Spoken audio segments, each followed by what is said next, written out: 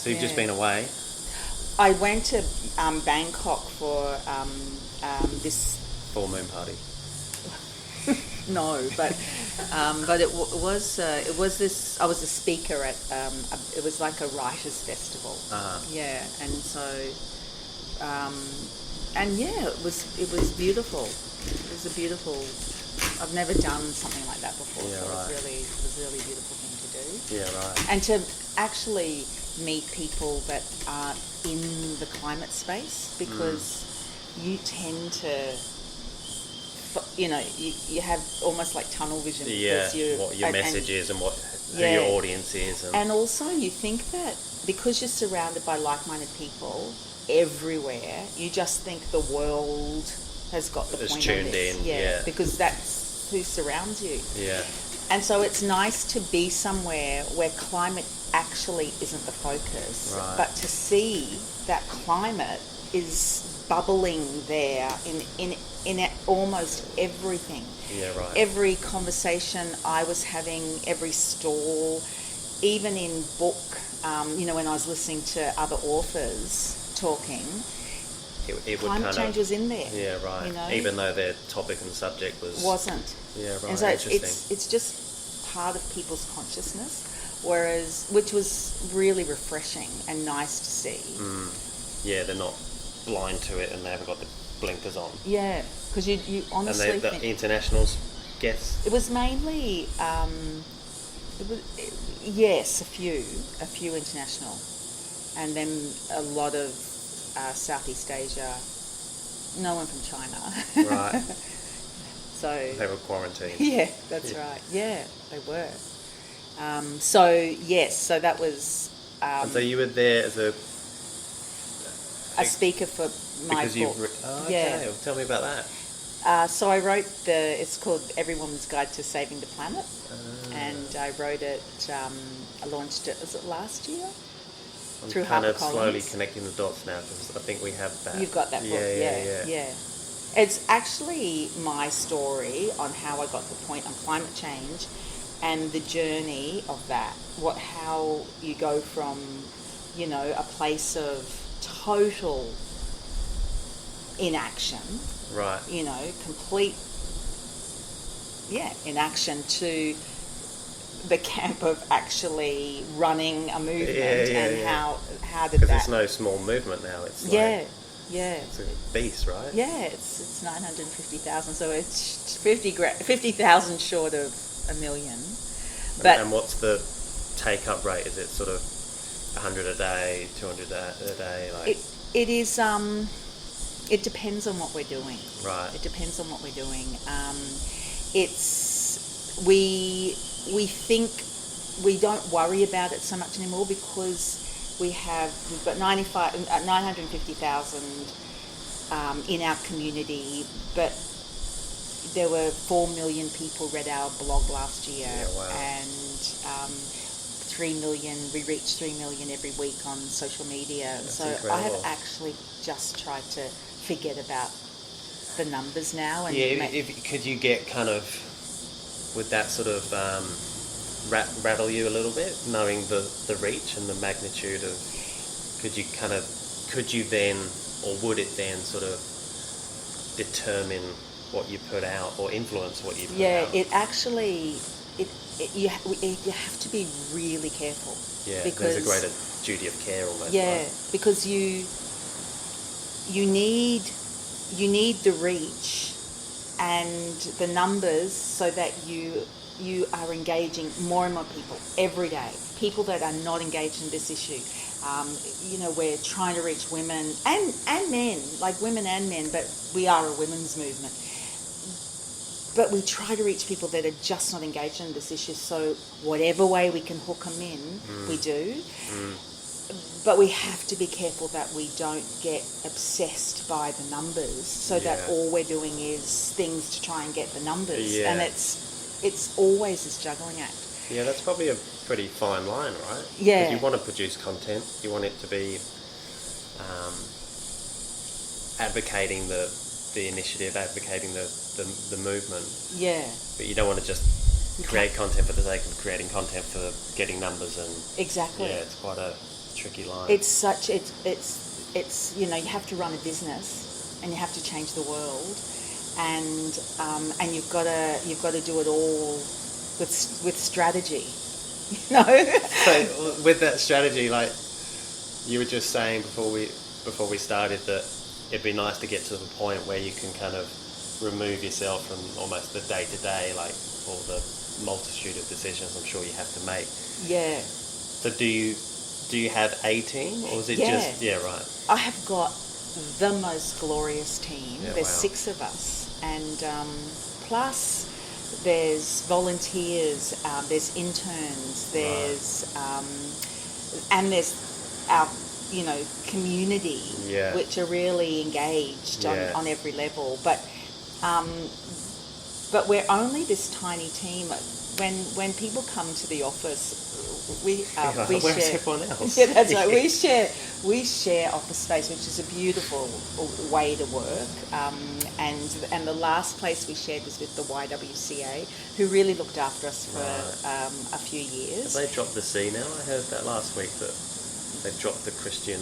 Oh, I don't know. Yeah, right. I actually Yeah. not, but they were just so generous and looked after us, and they had this huge office, and we were 5 in one little The corner. little chairs in the corner, yeah. And when people would come for job interviews for us, or Probably look good, right? They'd be like, they would go very and think, palatial. "Wow, you have all." And we go, "No, we're Yeah, just that little." we're just those 5. 5 over in that corner. So people think we're a lot bigger than what we are, Right. because we have a really big community. Yeah. But it was But always... it would have been you for Yeah. most of that time, right? Yeah. The first... Because you've just celebrated, you were saying, to Till 10 years. Yeah, 10 years. Yeah, So that's a long time. it's a long time, but when How did it start? Like a blog or like a... Yeah. Well, it started in 2009, and I was a cosmetics manufacturer for 24 really? years. Yeah, so a very different life. Yeah, right. And really different. Even because I did that for such a long time of it was actually my only job. Right. I started Straight from school or straight college from or whatever. school. Yeah. I did a couple of things, but it was only to lead me to starting my own cosmetics company. Oh, it was your own? Yeah. Oh, right. Yeah, I started it. It was called Natalie. Right. And the philosophy was really beautiful. It was all about health and well-being, Right. and that to be honestly and truly beautiful, it has to come from within. And Right. it doesn't matter what you put on your skin if you don't marry it up with inner health What's and beauty inside, and happiness and joy and all that from the inside. Makes diddly shit what you put on your face. Like I honestly believe that, and so I built this cosmetics company around that belief. Right. And looking back on that now, it's almost the same way as I started 1 Million Women, because when you think about the world and the earth and us and the part we play in this, everything is interconnected. And if one part of the value chain falls apart or lets you down or weakens, the entire thing could fall. Yeah, right. And I had that same idea when I started my cosmetics company. But how do you start a cosmetics company? Like, don't you need like a production facility? And yeah, well, how do you even know how to make or were you white labeling? Like, how does that all... Oh my goodness, it is actually a really long story, but okay, but the very short story of the long story is when I was 19, I went to London, and I did my big, backpack tour of the UK and the Europe, and my dad said to me, okay, when you come back, while you're over there, look for a business idea, Right. and bring it back. When you come back, do something that you found overseas. Okay, Dad. Is that something that he mirrored? Like, Yeah, Yeah, right. because my dad always had his own business. My mum always had her own business, or they worked together, or so it was kind of the way. I didn't go to uni or do anything like that. So I went overseas, and the body shop started when I was overseas. I used to get my nut butter from there. The shea butter? Was it the shea butter? That's the name of my daughter. I think it was, yeah. I used to love it. Yeah. Because I grew up in the UK. Ah. So I used to go there and get maybe not nut butter, that's what you make, isn't it? That's blending nuts. I know they had a shea butter. Yeah, it would have been that one. Product. Loved it. Well, they went from 1 shop to 7 while I was in living in London. And I used to actually just go into their store and just stand there and smell the aromas, and the philosophy was it was so new. Anita Roddick was pioneering something that was so new, this concept of well-being and relaxation for your for your inner peace and serenity and beauty and all of that. And so I thought, that's what I'll do. I'll come home and I'll start my own cosmetics company, and I'll do shops just like Anita Roddick. And I got into this concept called aromatherapy, which is the art of using pure plant extracts for health and well-being. And lavender is for relaxation, and black pepper is for muscular aches and pains, and rose is for complexion and things. And I really studied it a lot. And I came home and thought, okay, this is my idea. I'm going to start shops. They're going to be like Egyptian, not tombs, but I'm going to have oils in the sand, in the windows, and people are going to come in, and it's going to be this. They're not going to want to leave. Yeah, that's right. And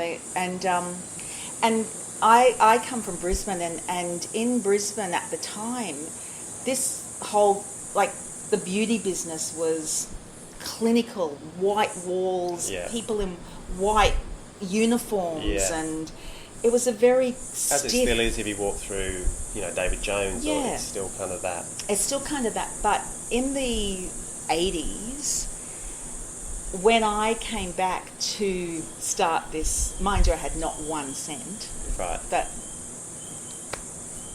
why should that stop? Yeah, why should that stop me? And I came back and I thought, okay, now's the time. And it was a perfect time, because this whole concept of relaxation for health and well-being began. And relaxation centres and yoga centres and retreats and spas and colour and all that began to happen. And it was at the time when I started Natalie, which was... Why'd you call it Natalie?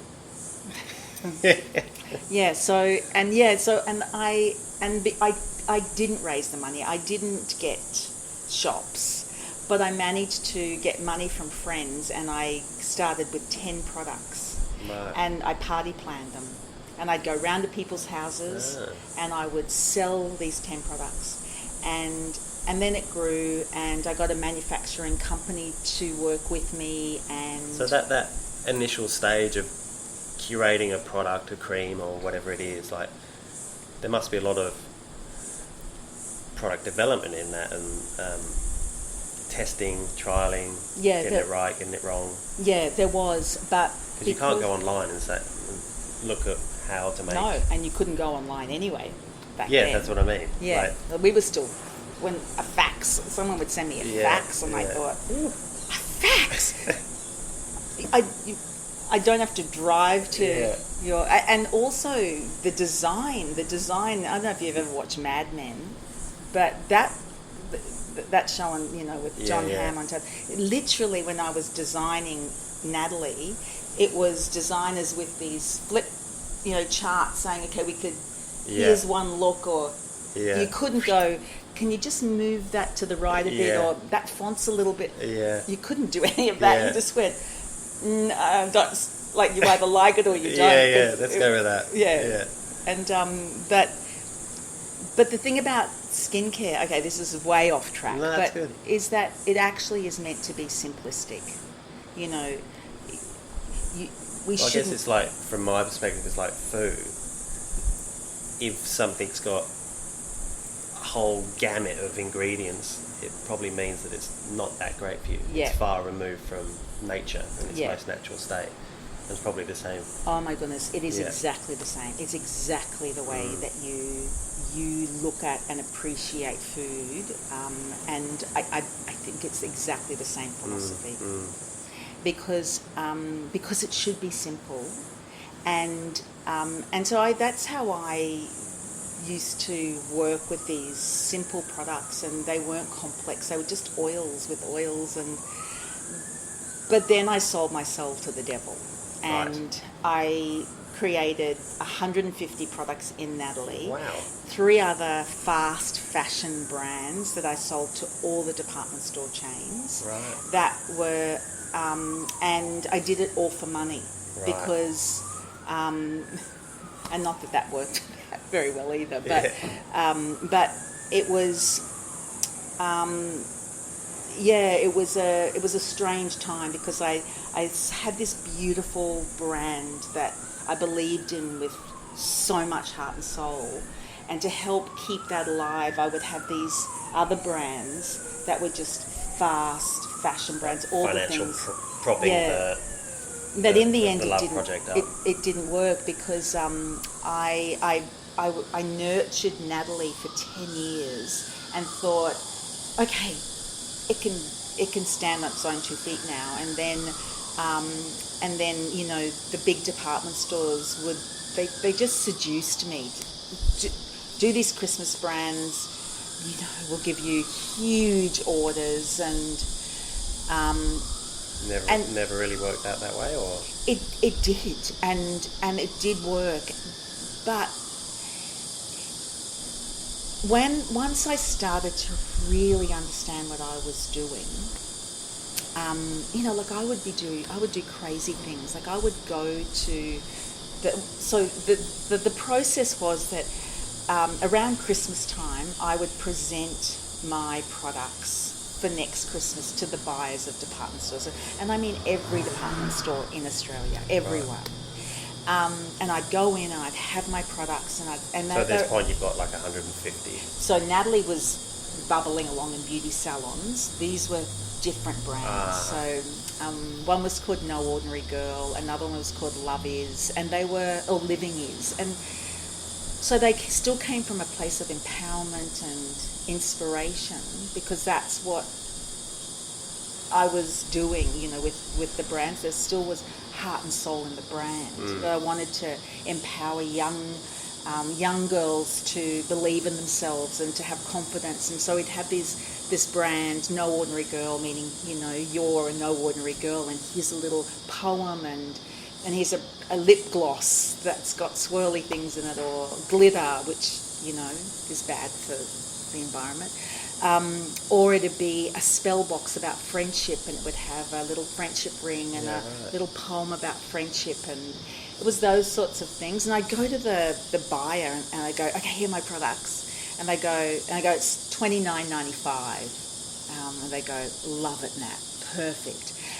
Okay, now you need to make it $9.95, and can you put that those in a plastic container, and that needs to be in a plastic box, and then you need to put these in a plastic tray so they stand in the shop, and then we need to put the whole lot in a plastic cellophane, and then we need to, so by the time, and it happened the same with every store, and we need to have a margin of whatever it was. And so in the end, my beautiful product, once it got to shelf, was $9.95, was filled with crap, because I needed to get the price down. And you would buy the product, give it to an excited little girl who would rip up all this plastic, use it for a week, and it'd all break. Yeah, right.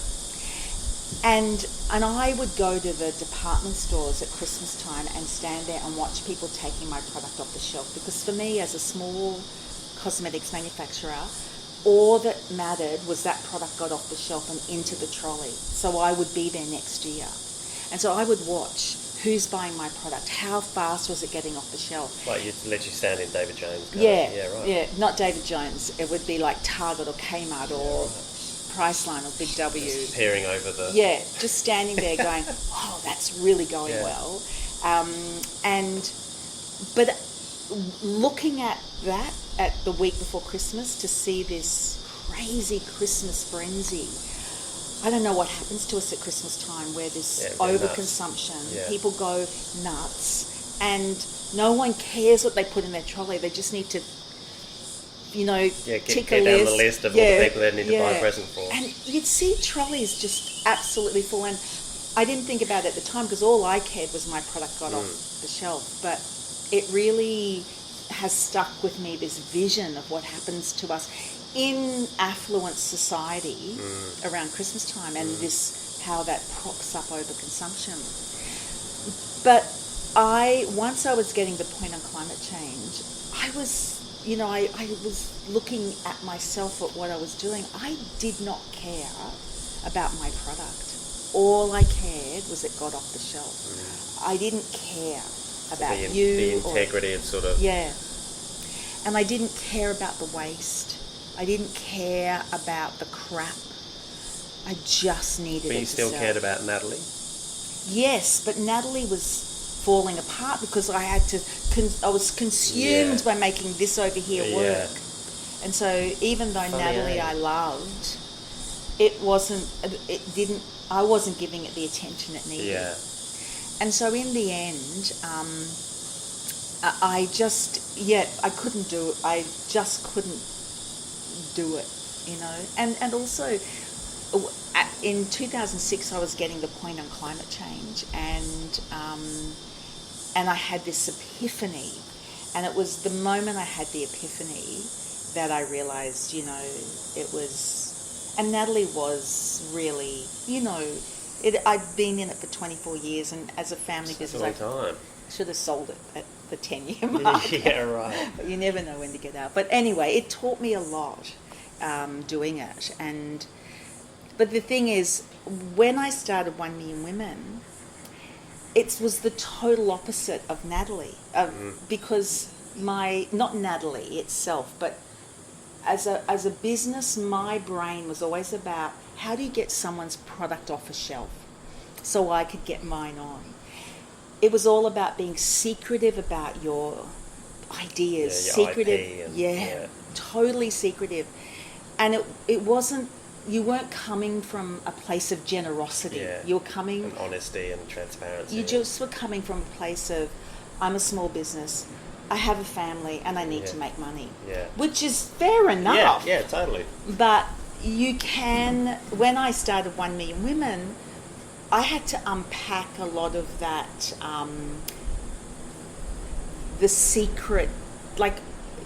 1 Million Women is about collaboration. It's about sharing. It's about... Yeah, you're not going to get very far if you still have that mentality of... Yeah. And for a few years, really, 3 years, I think it took me to truly unpack that side of how I used to operate. Right. Yeah. So it was interesting. And once I finally unpacked it all, it gave me this sense of freedom about how one can work. So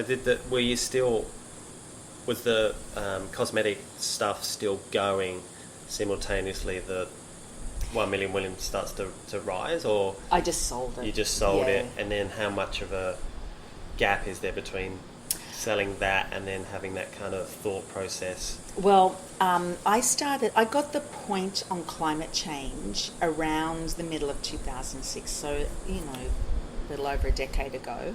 Bit more now, but and it took me, and I started 1 Million Women in 2009, and so it actually took 2.5 years to pull together. And during that time, did you even know what you were doing? Right? None. No. I didn't know so amazing, I didn't know who the environment minister was at the time. I didn't know any climate policy. I didn't know how to start a movement. I didn't know anything. You're probably being asked to speak on that sort of stuff now, right? Yeah, it's funny, but I think the not knowing was the better way for me, because not knowing what I was getting myself into, Yeah. I was a bit unaware and naive, because I honestly thought, like, I this is embarrassing, but I thought it used to take me 6 months to create a cosmetics brand from Go to work. yeah, from concept to shelf. Right. 6 months. Honestly, when I know how urgent and how much the planet needs us, and I thought, I'll sort this out. I'll 6 leave it to me, guys. I'll fix it in 3. how hard can this really be? Give me 6 months. Yeah. I'll have this all sorted. Yeah. And that took 2.5 years, Right. which was good, because, of course. But then I thought naively, how hard can it be to get 1 million women? I'll do that in 6 Yeah. months. So that was, I think, at that Because you're setting point- yourself up there by calling it 1 million women, Yeah. right? You're like, fuck, I've got to get there. Yeah, I've got to get there. And when I was thinking, what do I call this? And it wasn't just me, because when I started 1 Million Women, I had this extraordinary group of women Right. and men, not, of course, not just women, but I had this extraordinary group that came with me on this journey and are still with me on this journey. Everybody, Just old friends or family or... people that I actually, there was a couple of really close friends, but others were women that were advised to me, like just incredible women that either already worked in the space or worked for women's rights, or I actually didn't know anything. In fact, when I would have meetings with a lot of these women, who are honestly my dear friends now, I love them all.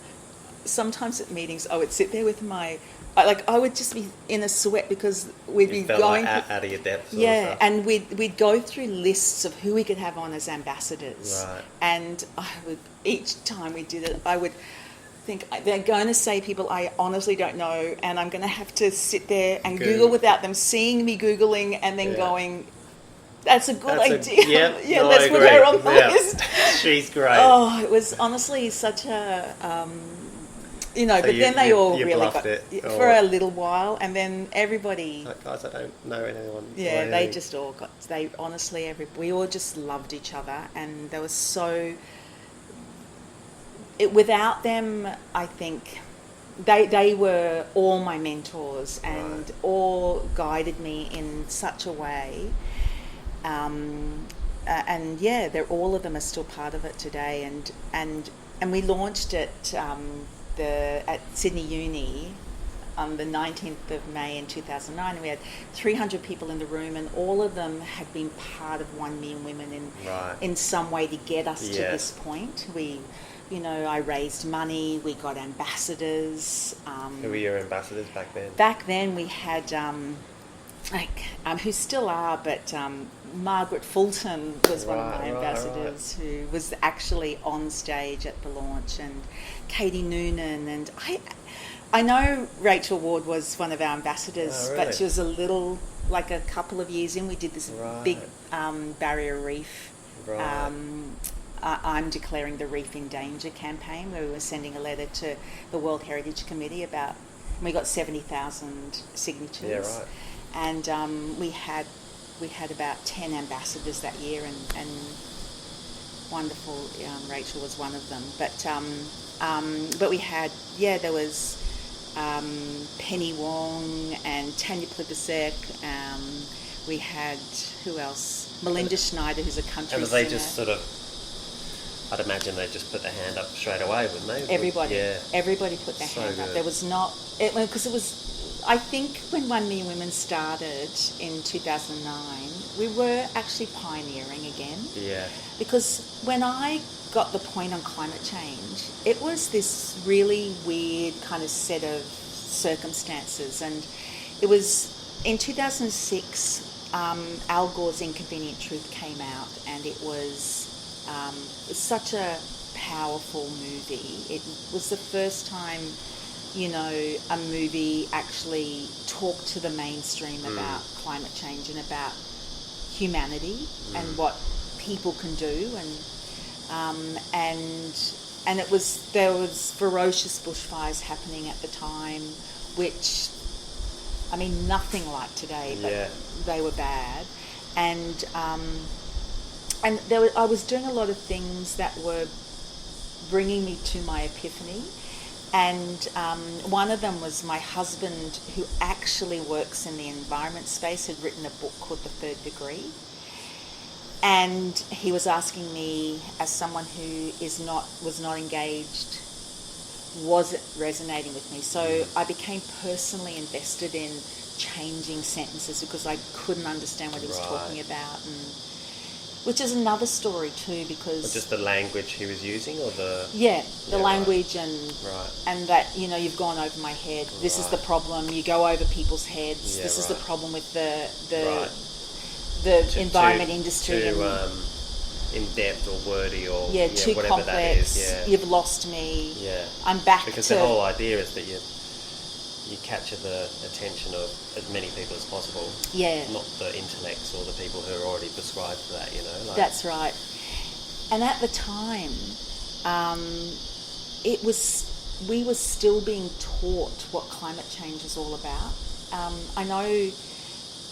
Murray, my husband, in 1998, as a journalist for the Sydney Morning Herald, wrote an article for the Good Weekend, which got given 6 pages, front cover, saying all I want for Christmas is a Great Barrier Reef. Right. And it was, and he flew over the reef. That was the first time that the coral bleaching was nearly 25 years ago. Yeah. Yeah. And so he's been in this for so long, and that's why that is a story in itself, because what is it with us, with people, that we can go off to work to do our jobs, like for Murray, go off to work to save the world or whatever, but you come home and it's business as usual. And that's quite, a curious thing. And once I was getting the point on climate change, I just couldn't believe that I didn't even have recycling sorted or cared. And I think for most of us, it's this, you feel disarmed because the enormity of the scale of the topic. Yeah. What can little old me do? Exactly. So you just go, okay, well, surely someone will think of some clever innovation to move us forward. Yeah. And so it removes it from the individual. But I think we're at a point now that I feel like there's been a tipping point. Yeah. That more and more individuals are causing change within their own household. Without a doubt. Yeah. Without a doubt. Because that's what you spoke about at the lunch. Yeah. Which really resonated with myself and Till.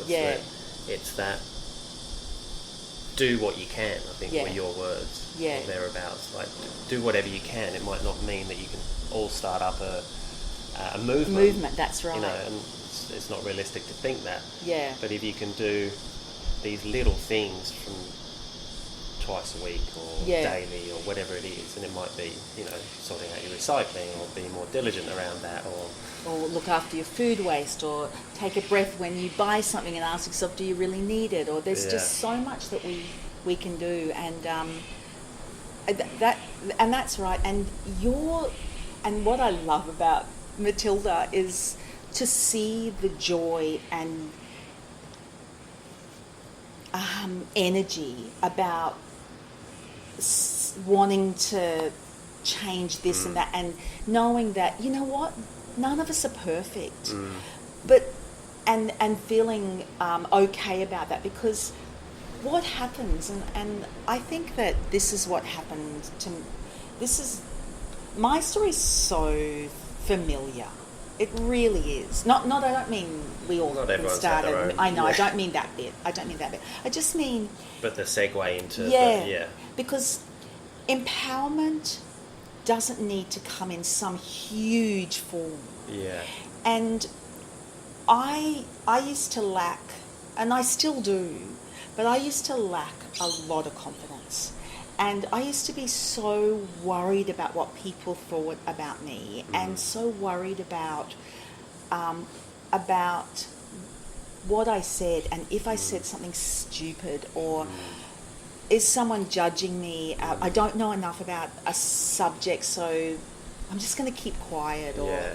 and I think Or that skirt around it. yeah, and it's, and I know that affects, Because that's a lot of, that's ego, right? That's ego getting in the way of absolutely you sharing exactly what you want to share and exactly in the manner that you want to do yeah, that. exactly. So did that just sort of dissolve over time? Yes, because it actually. So before I started 1 Million Women, that was me, and I think that regardless of the subject, I think a lot of us, we go from we don't act on something for the fear of not knowing enough about it. And so when you don't know enough about something, it is so much easier to do nothing.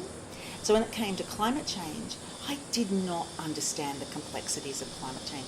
Who does? I mean, we all know a lot more. We're getting up to speed, yeah. Yeah, but back then I didn't understand it, and I didn't understand the language, and I didn't know. I felt powerless as one person, like you were just saying, you know. When you're one person, how significant can you really be?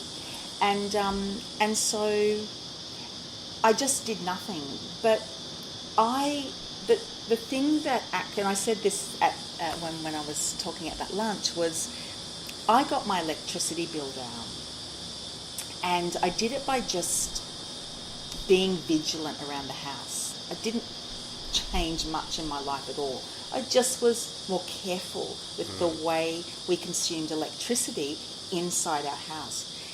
And without having to spend a cent, without having to change my lifestyle, without having to laugh less or live less joyously, I made a difference. I got my electricity bill and I saw that I had saved 20% electricity. And it showed on the bill that there was this much carbon pollution and this much money. Actually, although it was a year of little things leading up to an epiphany, that was the moment. Did it. Because I went, did I just do that by actually no one even noticing? We were just being careful around the house, and I did that. Imagine if millions of us did that. Actually, I'm quite powerful as one person. Right. Wow. And I didn't even know what climate policy was in at the time. I just did something around the house. That is actually what prompted this shift of it's the early thought that started 1 Million Women, because I thought, if I could, what could I do next? You know, what's next? So you got the electricity bill down. Like what's next? And I followed the theme of waste. So, and when I've been studying behaviour changes, because 1 Million Women really deeply researches how we profoundly change the way we live, how we make it stick, what moves us from one action to another, what takes us from something very tiny to using our vote, what shifts us from a small action to putting rooftop solar on. What is that lifestyle journey that makes us go from something little to using every dollar we spend or invest or divest for the planet? What is that pathway, and how do we share that with others, and how do we move people from this place of not knowing what to do to feeling incredibly powerful? That's what we do at 1 Million Women. And I'm telling you that because if you go back to that moment where I went, I just got my electricity bill down, you would think that the natural path would be, okay, what else can I do with my electricity? Should I be looking at my washing machine, or have I got the right appliances? But instead I just hooked onto the word waste. I went, I just reduced waste. Okay, where's the waste in my life? Yeah. Food. I had so much food waste. I used to fill a bowl on my table with tomatoes because the red of the tomatoes, Look good. yeah, Match against the curtains. matched a painting. Right. And I loved it. I could walk in the So house. it'd last about 4 Yeah. or 5 days. And then I'd Just get props. more tomatoes. Like, really? That's so good. But that's what I did, and so I thought, okay, how do I reduce my food waste? And I got a couple of worm farms. Take the painting down. Well, don't worry about the tomatoes. But this is something that I'm so looking forward to talking to you about, because as a chef, you must think about all these things about food and just how much of the item you can use, and so for me, I did not care. And food waste is such a big part of carbon pollution, because where does that food go? It just goes into landfill. Yeah. And it creates methane gas, which is actually more potent than, it's a really potent greenhouse gas. But yeah, so I mean, because Till and I have, we've got the space and the means to do a compost here. But where we were previous, I've sort of lived in many places over the last sort of, what I'm trying to say is I've had compost in the past. Yeah. But in between then and now, I've lived in apartment blocks, places with no gardens, or so it's not sort of practical or realistic for many of us to But I remember, and I don't know whether they still exist, bokashi bins, like the Japanese. Yeah, so there's those. The people. Yeah, people use right. that. We do lots of vlogs on bokashi buckets, and also worm farms. Yeah. Like a worm farm. I've got 2 worm farms, and honestly, they take up this much space. They don't smell, and you can just have them there on your veranda. But even before They've got to be in the shade. Is that right? No. No. I mean, mine are. I guess mine are in the shade. And can I ask, back to the compost? Yeah. Because I read somewhere that it's okay to put cardboard in the compost. In the compost. So yeah. I was ripping up my egg cartons and stuff. Yeah. And then I was like, oh great, because we don't obviously get bags from the groceries. We just chuck it all in the box. So a couple of big boxes a week. I was like, great, well I can now chuck them in the compost. So I did that maybe around Christmas time, but it slowed everything. Did it? Yeah. It's kind of stalled the process of composting. I don't know. And I think it's almost like you got to understand your own compost. Yeah, because some composts probably can, others can't. Right. I mean, I was never successful with compost. Right. Never. That's why I got a couple of worm farms and actually that has literally. So it's the same process. All your waste from your dinner. Yeah, goes. All your clippings, your trimmings and stuff just go as they would in the compost. They go to your worm farm. Yeah, not clippings and trimmings, but food or food waste, and not meat. Yeah, that's what I mean. Yeah, exactly. Yeah. So that was what worked for me. And but also looking at the way that I managed food. I never went shopping in my own fridge. I used to never went what? Shopping in my own fridge. Shopping in your own. So looking what you've got left over. And try to be creative and make a meal out of it so that you can avoid food waste.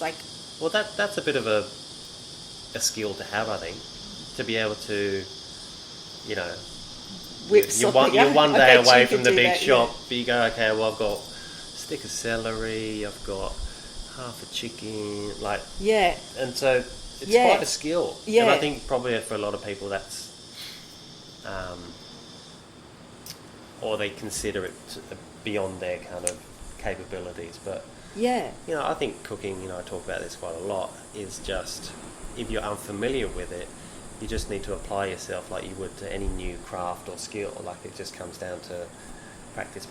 Yeah. And soon enough, in a short period of time, you've got, you're armed with a menagerie of recipes up your sleeve. Yeah. And so, you are absolutely right. It's about practice, because the more you're cooking and the more you feel confident about, I can just pull this out of the fridge and I can whip something up, the better you become at it, and Yeah. and it becomes, it comes to the front of your mind, and instead I would just leave everything in the fridge, buy new food because I wanted to cook this specific meal on a Friday night, Yeah. or and then go, oh no, look at all my wilting herbs, and then I'd throw a lot of it in the worm farm once I got a worm farm, but that's not the solution either. You've got to reduce the food Yeah. waste by being smarter about how you manage the food from when you go shopping. I mean, I don't need to tell you this, but this is what I had to learn, when you go to the shops, to kind of have some idea of what you want to do for the week. We have a madhouse at home, and no one knows who's around when and when someone's going to be home. And Are all your kids still at home? I've got 2 at home at the moment, but they come and go depending on How hungry they are. That's right. When money needs to be saved, Right. back home they come. But my youngest son, he's just finished school, so hasn't left home yet. But and he cooks. He loves cooking. Right. He'd love you because he loves to cook. He loves so to. Great to hear. Yeah, to make his own. He's not very good at cleaning the kitchen yet, but he loves to cook. We'll get there. Yeah. When he lives on his own, probably. Yeah. But and he's a really good cook. Yeah, right. But Because I feel like we've lost.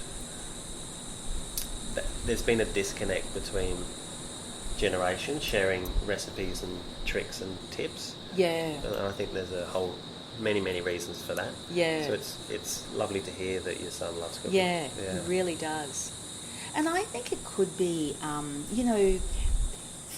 fast food is so much a part of our lives. Yeah. That It's beyond fast food now. It's kind of an age of ultra convenience where after 2 or 3 taps of your app, you've got food on your doorstep. That's right. Crazy. Yeah. I mean, there's a time and a place for that. I think it's if you're overstretched or you really push for time.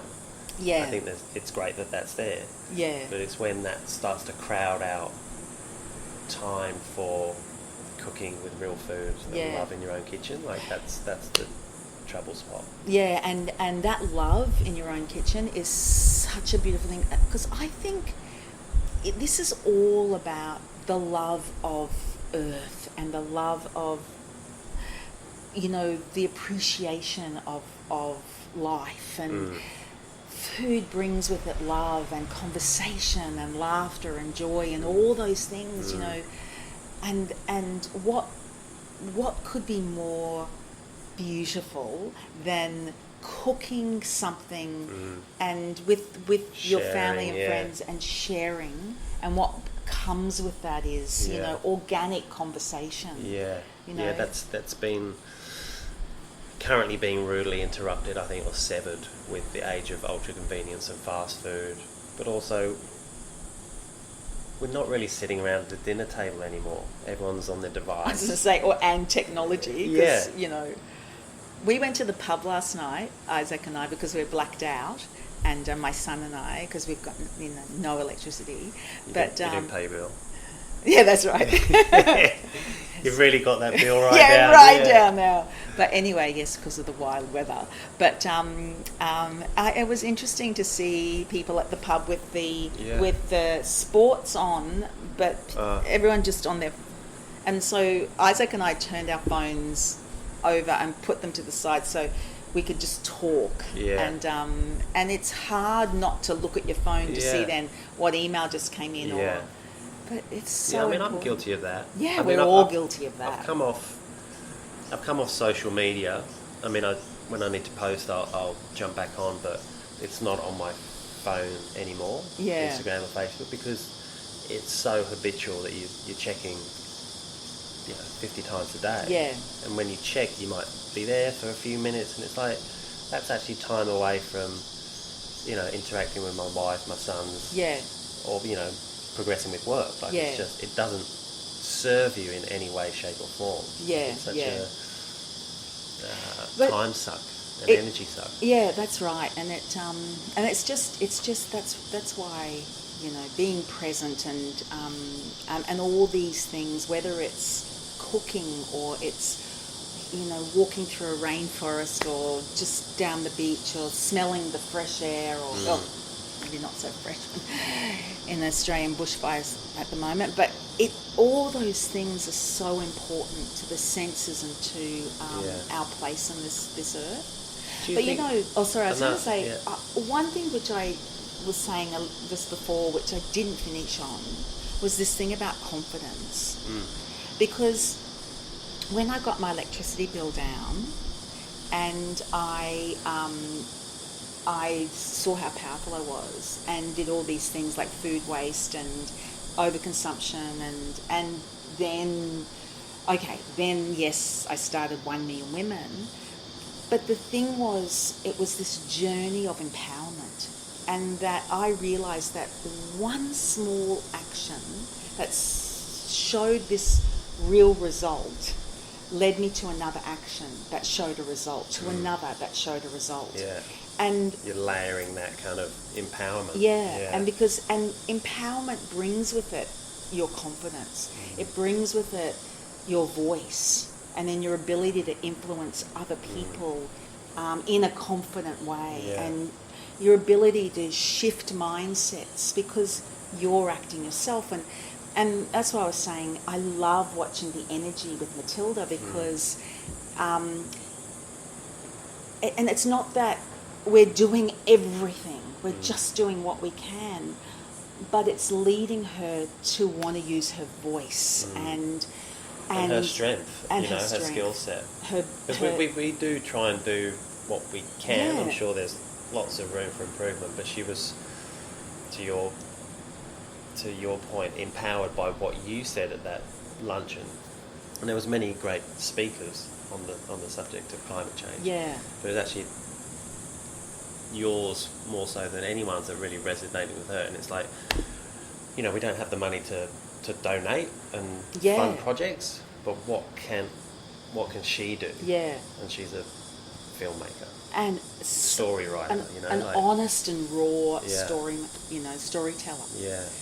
And that gift to be able to share that and have the same impact on somebody else who's thinking, what can I do? That's what it's all about, because that ripple, and that ripple that we need to, because climate change sadly it's urgent, you know.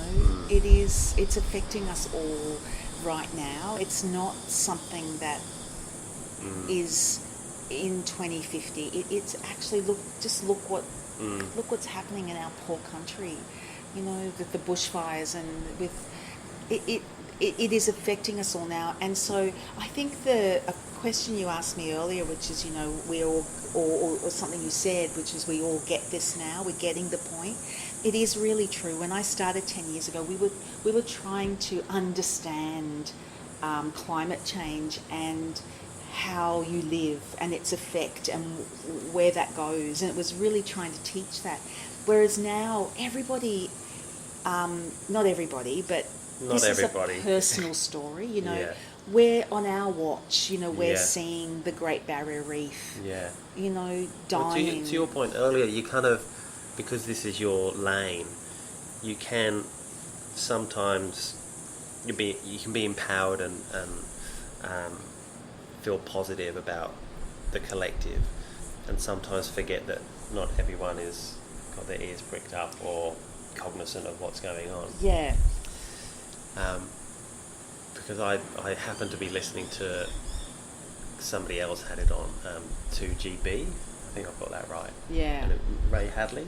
Yeah, not ever listened to him, but yes. He was asking, he was just, his rhetoric was, it's all bullshit.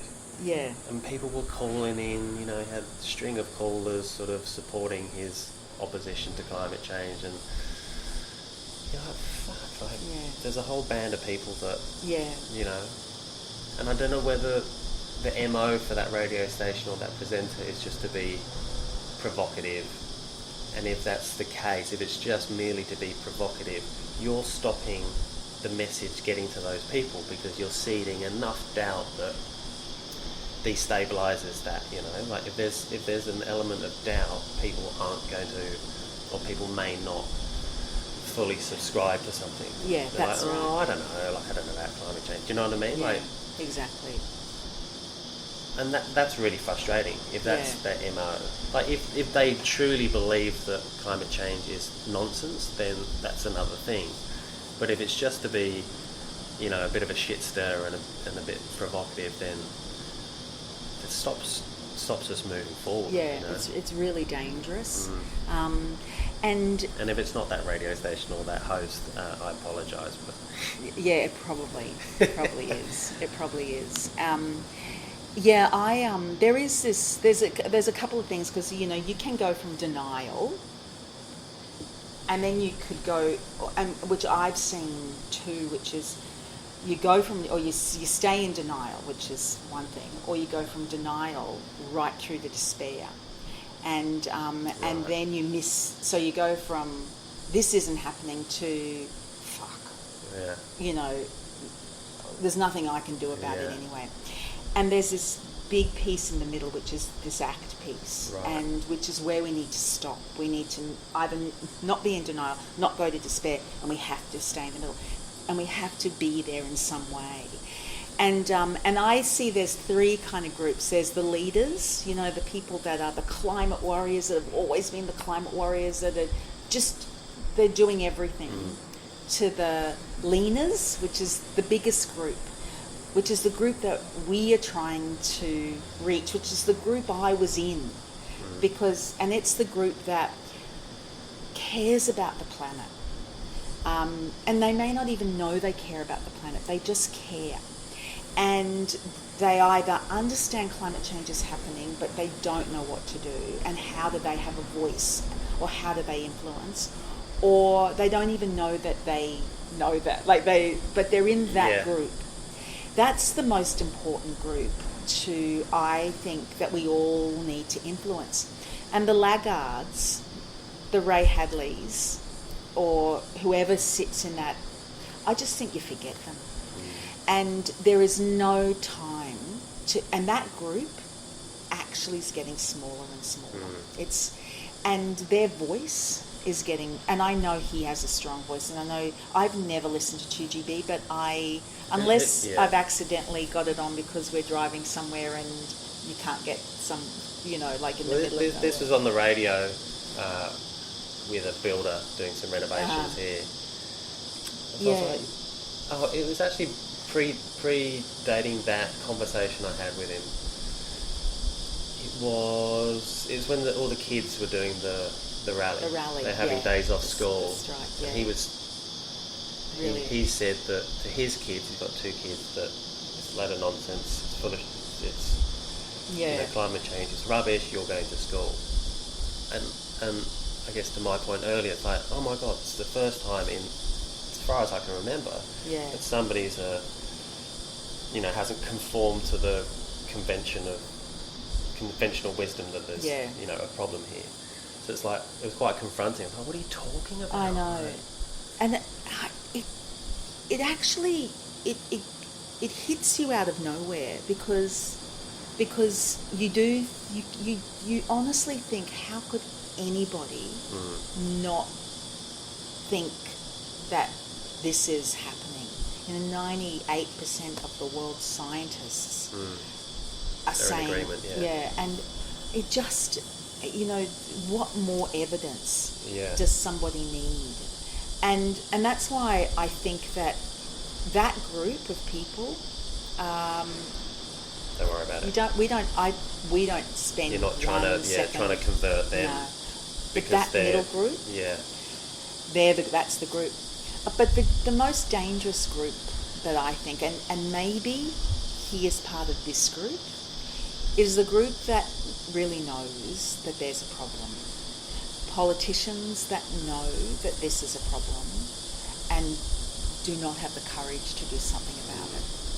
And I think they're the most dangerous group that we as leaders and leaners need to influence and need to change, because what would you say is their resistance to really leading from the front, sticking their neck out? Is it all that convoluted relationship with coal and industry that has been set in stone for generations? For generations. And it is, the coal industry is such a powerful industry, and we have a Prime Minister that actually held up a piece of coal in Parliament saying coal is good for... nothing to worry about. Yeah, for humanity. And we also had one before that bit into an onion like an apple. Yeah. What's going on here? I know. Yeah, that's right. Oh, that one. Do you remember? Oh my God, yes. Oh my God. But you know what? We had one in the middle that I really believed was going to be courageous, and he couldn't do it, and so it needs. We don't have a big window. To turn it around, and it needs all of us. We don't have that luxury. It needs all of us, it needs us as individuals doing what we can and using every dollar, making sure that our money isn't in banks that invest in fossil fuels, to do our research on that. It takes 3 minutes to switch your bank to a bank that will not support superannuation. Those are two big things that we can do. And everything that we do as individuals, as households, as communities, we become more powerful. Oh yeah. As individuals and as a collective, and then we take that all the way. Like if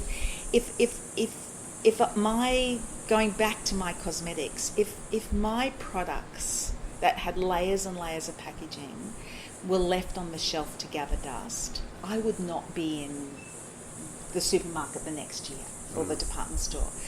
And as consumers, we have that power. We have the power to say, I'm not buying this product. I'll buy this one because it has no packaging, or I'll buy this one because it has, it was not sourced from palm oil, or I'm just going to buy, fresh food and make Scott Gooding's recipes because they're sustainable. But we have a choice with every single thing we do for the good of the planet, and everything we do builds our voice and puts pressure on our local MPs to put pressure on our Prime Minister, or we use it when we vote. And I thought the last election was the climate election in this country, and that didn't happen. And we can't allow that for the next election. And and I've been really thinking about, where does 1 million women, we're now 950,000. I was telling you before, our blog last year got 4 million views, and crazy. And so it's really working out this year in 2020. What do we do as this community of women? And how can we influence, change when it comes to voting, and regardless of what side of politics you're on, what's your local MP doing, and that we do it all. You have to live climate action, and you have to fight for it too. That's what I think our responsibility as citizens of this world is, what we have to do. Yeah. I reckon that's a perfect way to end. Thank you, Natalie. So where can people find? So 1 Million Women, we've got our website, which is just the number 1, millionwomen.com.au, or our social media, which is our Facebook and our Instagram and our Twitter. But we've also got a new app that we've just launched, and it's a tool we've been working on for the last few years, but it's in real time, so you can see we've only just launched it. It's had a lot of issues to get it to launch.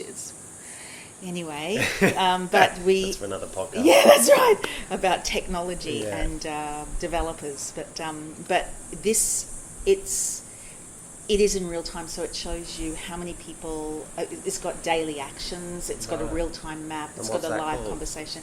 It's 1 million women, so the number 1 million women, and Yeah, you'll right. find it. It's a free app that, Right. and it's so the whole concept of 1 million women is that we're building this movement. It's a lifestyle revolution. There's lots of touch points to be part of the movement. It's, you know, whether you join up on the website, you follow on social media, you download the app, you come to an event or a workshop. It's just It's not doing all those things. It's just doing being what you connected. can. Yeah, being Empowerment. connected and being part of the movement. And yeah, so Well, I look forward to hearing yeah. when you get to the 1 million mark. yes, yeah. When do you reckon? It'll be this year. It'll be whenever it'll be, I guess. I hope it's in the next 6 months, because that way I can say we've hit that target. Yeah, and you can retire. Yeah, right. But so anyone listening, please help me get to a million women. Yeah. All right, well, thank you so much for your time, Natalie. My pleasure. So appreciate it.